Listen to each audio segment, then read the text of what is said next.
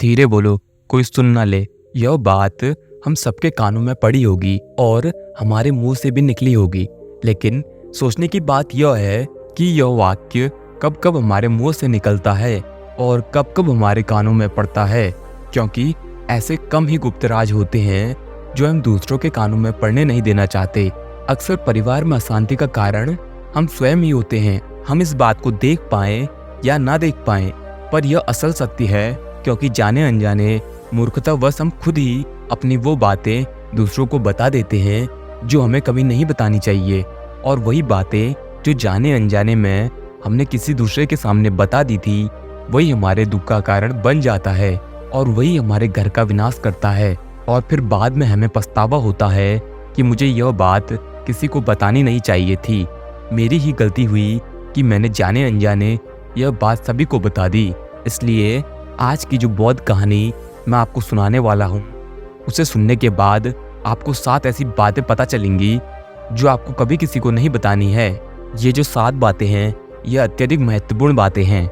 अब मैं आपको बताता हूँ कि ये 7 बातें किसी को क्यों नहीं बतानी है। इसके पीछे का तर्क भी मैं आपको दूंगा, और इन 7 बातों के अलावा अगर आपको लगता है कि कोई बात ऐसी है जो मुझसे छूट गई या मैं नहीं बता पाया, तो कमेंट में ज़रूर बताना, इससे पहले कि आप इस बौद्ध कहानी में खो जाएं। यदि आप महात्मा बुद्ध के उपदेशों पर विश्वास करते हैं तो इन दिव्य उपदेशों को ध्यान से सुने। अपने कीमती समय को फालतू जगह लगाने के बजाय यहाँ लगाएं, कुछ नया सीखने को मिलेगा। बहुत समय पहले की बात है, एक नगर में रिंकू नाम का एक युवक रहता था। वो युवक बहुत गरीब था, उसके पास कुछ भी पैसा नहीं था। उसके पास 2 वक्त की दान की गई रोटी भी बड़ी मुश्किल से उसको नसीब होती थी। काम की दिन रात तलाश करने पर भी उसे कोई काम नहीं मिल रहा था।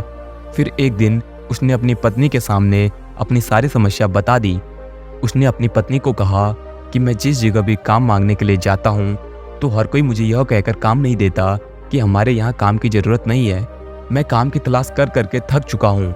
मुझे समझ नहीं आता कि तुम लोगों का पेट कैसे भरूंगा, अपने बच्चों को कैसे पालूंगा, और यह चिंता मुझे दिन रात खाए जा रही है। यह सुनकर उसकी पत्नी ने कुछ सोचकर कहा कि तुम एक आदमी के पास एक बार ही काम मांगने के लिए जाते हो, और जब वो काम नहीं देता तो तुम दोबारा उसके पास जाते तक नहीं। अगर तुम्हें उनसे काम लेना है, तुम्हें उनसे हमदर्दी हासिल करनी होगी ताकि वो लोग तुम्हारी मजबूरी समझ पाएं, तुम्हें काम पर रख लें। इसलिए शर्म मत करो, उन्हें अपनी मजबूरी बताओ और इसी उपाय से तुम काम पा सकते हो। यह बात रिंकू के मस्तिष्क में बैठ गई और अगले दिन काम मांगने के लिए वह उसी सेठ के पास जा पहुंचा जहाँ पर वो पिछले दिन काम मांगने के लिए गया था। इस बार उसने हाथ जोड़कर उस सेठ से प्रार्थना की, उससे विनती की कि वो बहुत गरीब है और उसे काम की बहुत आवश्यकता है।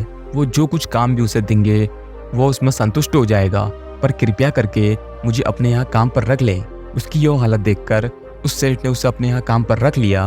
वह रोज वहाँ पर काम पर जाने लगा। अंदर ही अंदर वह खुश तो था कि उसे काम तो मिला, लेकिन उसे वेतन दूसरे लोगों से कम मिलता था। वही काम जो दूसरे लोग कर रहे थे उन्हें ज्यादा वेतन मिल रहा था और रिंकू को कम वेतन मिल रहा था। जब इस बारे में उसने अपने सेठ से कहा तो सेठ ने कहा कि देखो भाई, तुम्हें काम की जरूरत थी, मैंने तुम्हें काम दिया। मेरा धन्यवाद करने की बजाय तुम मुझसे शिकायत कर रहे हो, यह कैसी बात है। यह सुनकर रिंकू वहीं पर चुप हो गया। बात कहीं ना कहीं सत्य थी, सच थी। सेठ ने तो उसे उसकी मजबूरी के हिसाब से ही काम दिया था और इसलिए वो उसे अपने अनुसार ही वेतन देता था। लेकिन धीरे धीरे उसने यह बात अपने सगे संबंधियों और अपने दोस्तों को भी बताना शुरू कर दी कि उसका सेठ कैसा आदमी है और उसे कितना वेतन देता है। समय बीतता रहा और रिंकू पूरी लगन के साथ अपना काम करता रहा, लेकिन अब परिस्थितियां बदलने लगी थी। सेठ अब रिंकू से दूसरे लोगों से ज्यादा काम लेता था। वो दूसरों से ज्यादा मेहनत कर रहा था और उनसे कम वेतन पा रहा था। इससे उसके आत्मसम्मान को बहुत गहरी चोट पहुंची। अब धीरे धीरे उसका मन अपने काम से हटने लगा। उसका मन काम में लगता ही नहीं था। जाहिर सी बात है, एक ऐसी जगह किसका मन लगेगा जहां आदमी को अपने आत्मसम्मान के साथ समझौता करना पड़े। इसलिए जल्दी ही उसने काम छोड़ दिया और वो घर पर आकर खाली बैठ गया। अब उसके पास घर का खर्चा चलाने के लिए भी पैसे नहीं बचे थे।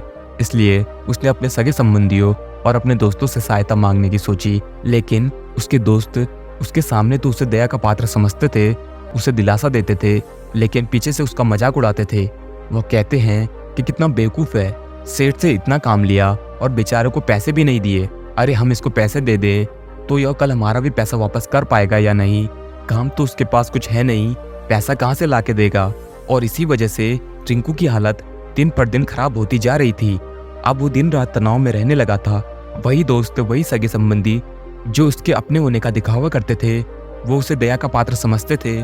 उन्हें उसके ऊपर तरस आ रहा था। सब लोग आकर उसे ज्ञान तो बहुत देते थे, लेकिन कोई सहायता नहीं करता था। और अक्सर ऐसा ही होता है, ज्ञान देने वाले तो बहुत मिल जाते हैं, लेकिन मदद करने वाले, उंगली पकड़कर, हाथ पकड़कर आगे चलाने वाले कितने लोग मिलते हैं। एक दिन उसे पता चला कि पड़ोस के गांव में एक बौद्ध भिक्षु आया हुआ है जो बहुत ही ज्ञानी है। रिंकू इतना तनाव में था कि उसे कोई रास्ता नजर ही नहीं आ रहा था। इसलिए जाने अनजाने वो उस बौद्ध भिक्षु के पास पहुंच जाता है। वहां पहुंचकर वो सीधे उनके पैरों में गिरकर रोने लग जाता है। वो रोते रोते उन्हें बताता है कि किस किस तरह से उसके सेठ ने उसका फायदा उठाया और उसके सगे संबंधी उसके साथ कैसा व्यवहार रखते हैं। सारी बातें सुनकर बौद्ध भिक्षु ने उसे चुप कराते हुए कहा कि ये सारी समस्याएं तुम्हारी बुद्धिहीनता, तुम्हारी मूर्खता के कारण उत्पन्न हुई है। अगर तुम्हारे अंदर विवेक होता तो इनमें से एक भी समस्या तुम्हारे चित्त को दुखी नहीं कर सकती थी, लेकिन तुमने अपने अविवेक के कारण, अपनी मूर्खता के कारण खुद ही अपने रास्ते में कांटे बिछा दिए। आज मैं तुम्हें 7 बातें बताने जा रहा हूँ जो भूलकर भी किसी को मत बताना, और इन बातों का अनुसरण करते हुए तुम बाहर से मिलने वाले दुखों को तो दूर कर ही सकते हो जो बेवजह दुनिया की वजह से तुम्हारे अंदर पनपते हैं। पहली बात जो किसी को नहीं बतानी चाहिए वो है अपनी मजबूरी। अपनी मजबूरी का दिखावा करके दूसरों का दया पात्र बन के उनकी सहायता लेने की गलती कभी मत करना।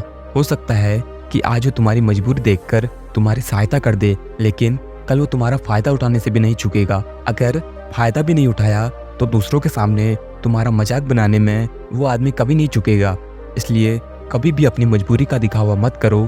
अगर घर में 2 रोटी सूखी हैं तो वही खाकर सो जाओ, लेकिन दूसरों को इसके बारे में भनक तक नहीं लगनी चाहिए। जरा आप खुद सोचो, मजबूरी बताने का क्या प्रयोजन है।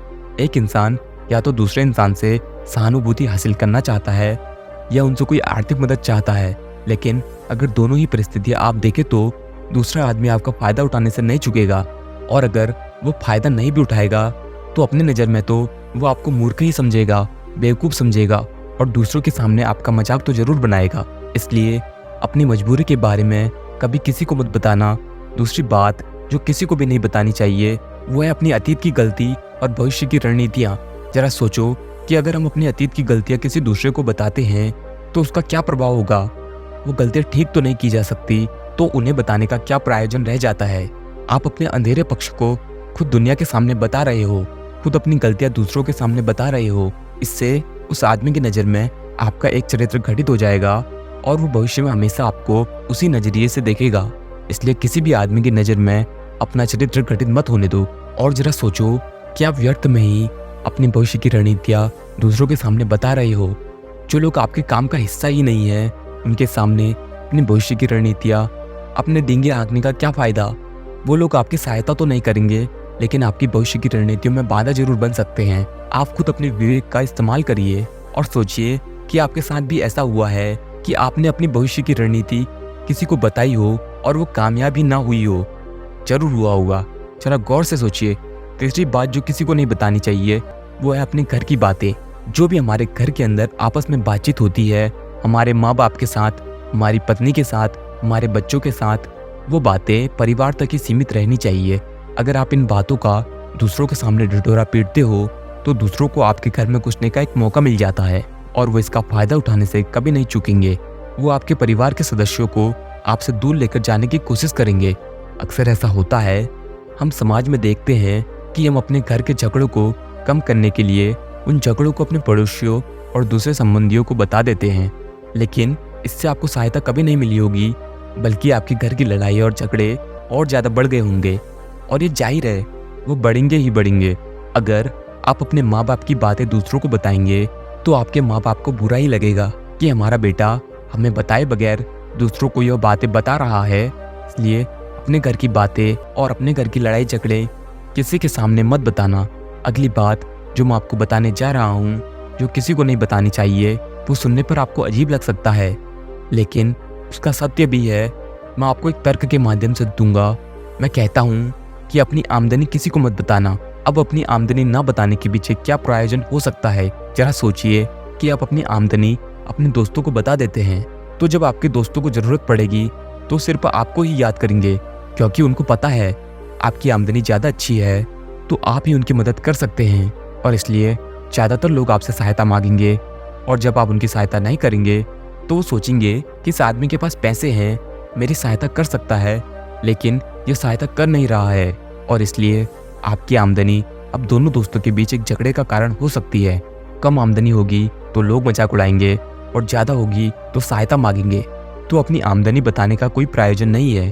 अगली बात जो मैं आपको बताने वाला हूँ उसे गांठ बांध लेना और किसी को यह बात मत बताना। अपनी कमजोरियाँ और अपनी ताकत अक्सर हर इंसान को पता नहीं होती है कि उसकी कमजोरी क्या है या उसकी ताकत क्या है। अगर आपको अपनी कमजोरी और ताकत पता है तो पहली बात तो आप बहुत ही बुद्धिमान आदमी हैं, और दूसरी बात कि आपको यह बातें किसी के साथ नहीं करनी है, क्योंकि अगर आपकी कमजोरियां दूसरों को पता चल गई तो वे आपकी कमजोरी का फायदा उठाएंगे। अगर आपकी ताकत पता चल गई तो वही ताकत आपकी कमजोरी बन जाएगी, क्योंकि वो ताकत दूसरे आदमी को पता है और वो उस ताकत को ढूंढ ही लेगा। अपनी कमजोरी और अपनी ताकत अपनी पत्नी या अपने पति को भी नहीं बतानी चाहिए, क्योंकि इसके बाद आपको घर में उनसे हमेशा डर के रहना पड़ेगा। अगली बात किसी को नहीं बतानी चाहिए, वो है अपने मित्र और अपने शत्रु। आप अपने मित्रों के बारे में अगर दूसरे लोगों को बताएंगे तो वह मित्रों के साथ अपनी घनिष्ठता बनाकर आपको धोखा दिलवा सकते हैं। आपके गहरे मित्रों को आपसे दूर करने का प्रयास कर सकते हैं। अक्सर आम आदमी ऐसा नहीं करता, लेकिन आपके दुश्मन ऐसा करने की कोशिश कर सकते हैं। और दूसरी तरफ आपके शत्रु का भी किसी को पता नहीं लगना चाहिए, क्योंकि आज जो आपका मित्र है अगर कल वो आपका दुश्मन हो गया तो वो आपके दुश्मन के साथ ही मिलकर आपको परास्त कर सकता है, आपको धोखा दे सकता है। इसलिए अपने सबसे अच्छे दोस्तों को भी अपने दुश्मन के बारे में कभी मत बताना। अगली और आखिरी बात कहना चाहता हूँ, जब तुम दान करते हो तो दान के बारे में भी किसी को मत बताना, नहीं तो दान करना व्यर्थ हो जाता है, बेकार हो जाता है। जब आप अपने दान का ढिढोरा पीटते हो तो आप यह बता रहे हो कि मैं कितना बड़ा दानी हूँ। जब आपका बायां हाथ दान कर रहा हो तो दाएं हाथ को भी ना पता चले कि बायां हाथ दान कर रहा है।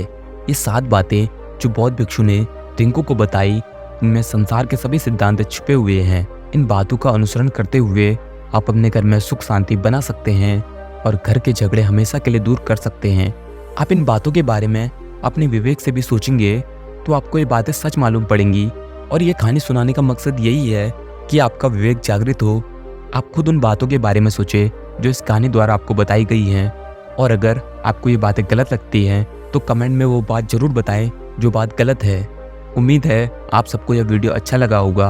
अगर आप बुद्ध के सच्चे विश्वासी हैं तो कमेंट में नमो बुद्धाय लिख दीजिए।